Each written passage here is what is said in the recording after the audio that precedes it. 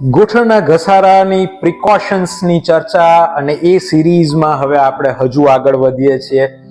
As you all know we have already scene કે નીચે બેસવાનું આપણે અવોઇડ કરવું જોઈએ, સતત ઊભા રહેવાનું, સતત ચાલવાનું અને દાદરા નીચળ ઉતર અવોઇડ કરવી જોઈએ.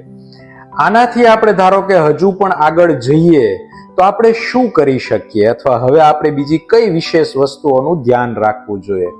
તો એ છે કે આપ સતત પોચી ગાદીના સ્લીપર્સ પહેરવાનું રાખો.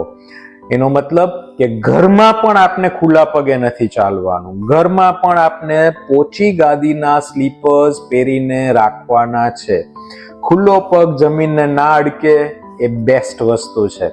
તો ઘરમાં પોચી ગાદીના સ્લીપર્સ પહેરો અને બહાર પોચી ગાદીના કે સારા કોઈ પણ એવા શૂઝ પહેરો, જેથી કરીને એ આપના માટે શોક એબ્ઝોર્બર તરીકેની એક એક્શન કરશે.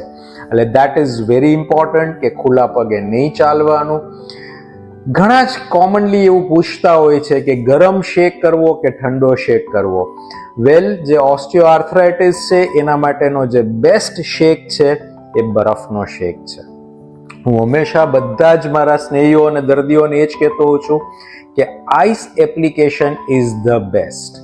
કોઈ પણ ફોર્મમાં પણ આપ આઈસ એપ્લાય કરતા રહો. અને કેટલી વાર કરવાનું? તો કે as many times as possible.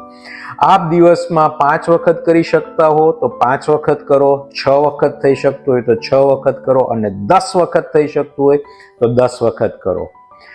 કેટલો સમય કરી શકાય, કેટલો સમય કરવો જોઈએ, તો એ પણ આપ કેટલો સમય કરી શકો છો, આપ કેટલું ટોલરેટ કરી શકો છો એટલું કરતા રહો. 2 મિનિટ રાખી શકાતું હોય તો 2 મિનિટ રાખવું, 5 મિનિટ રાખી શકાતું હોય તો 5 મિનિટ રાખવું. આપની પાસે 10 મિનિટનો સમય છે તો 2 મિનિટ શેક કરી લેવાનો, બરફનો શેક કરી લેવાનો. Ice application helps. એનાથી ખૂબ સારો અને ખૂબ મોટો ફાયદો થશે. અગેન, આ બધાની સાથે અમે હંમેશા એમ કહેતા હોય કે સનલાઇટમાં બેસવાનું રાખો, તડકામાં બેસવાનું રાખો. જ્યારે પણ આપને અનુકૂળતા હોય, જેટલો પણ આપ તડકો લઈ શકતા હો એટલો તડકો લેવાનું રાખો. બહુ બધા લોકો પૂછતા હોય કે શું ખાવું જોઈએ, તો હું હંમેશા એમ કહું કે તડકો ખાઓ. જેટલી આપ સનલાઇટ લઈ શકો એટલી આપ સનલાઇટ લેવાનું રાખો. પુષ્કળ માત્રામાં પ્રવાહી લેતા રહો. Even simple water helps. આપ ફક્ત પાણી પીશો તો પણ આપને બહુ મદદરૂપ થશે. એટલે સતત પ્રવાહી લેતા રહો. પ્રવાહીથી પણ આપના જોઈન્ટ્સ અને આપના મસલ્સ ઘણા સોફ્ટ અને સપલ રહેશે.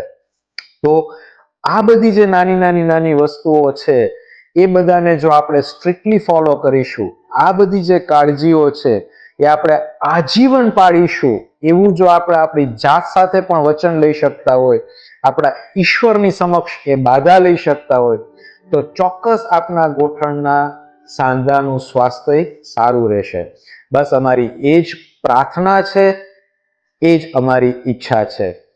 Take care of yourself and take care of your joints as well. Take care. Bye bye. Thank you so much.